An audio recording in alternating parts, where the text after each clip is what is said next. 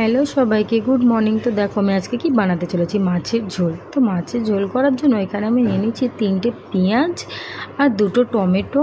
এখানে আমি ফ্রাইং প্যানটা বসিয়ে নিয়েছি, তারপর তেল ঢেলে দিয়েছি। এখানে নুন আর হলুদ দিয়ে মাছটা একটু মাখিয়ে নিচ্ছিলাম। তারপর তেলটা গরম হতে না হতে একটা একটা করে মাছ আমি দিয়ে দিয়েছি।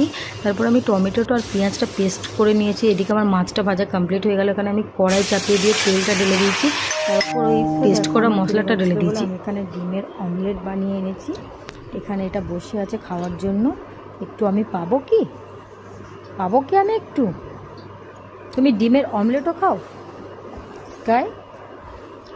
তো তারপর আমি কিচেনের দিকে গিয়ে দেখি মশলাটা আমার লাল হয়ে গেছে, পেঁয়াজ আর টমেটোটা লাল হয়ে গেছে। তারপর আমি আদা রসুনের পেস্টটা দিয়ে দিয়েছি, দিয়ে কিছুক্ষণ নেড়ে চেড়ে একটু নুন, একটু লঙ্কা পাউডার, একটু হলুদ পাউডার আমি দিয়ে একটু, এখানে ছিল জিরে, মরিচ আর ধনের গুঁড়ো একসঙ্গে মিক্সড করা ছিল। তো আমি এটাও একটু মশলাটা দিয়ে নিলাম।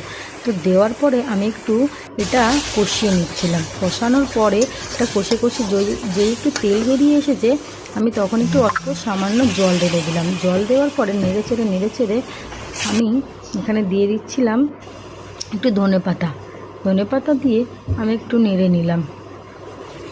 তো নাড়ার পরে আমি এখানে মাছগুলো ঢেলে দিলাম। তো কেমন লেগেছে আমার ভিডিওটা অবশ্যই কমেন্ট করো। তারপর আমি এখানে গুগলির সঙ্গে খেলা করছিলাম। টাটা, সবাই ভালো থাকুন।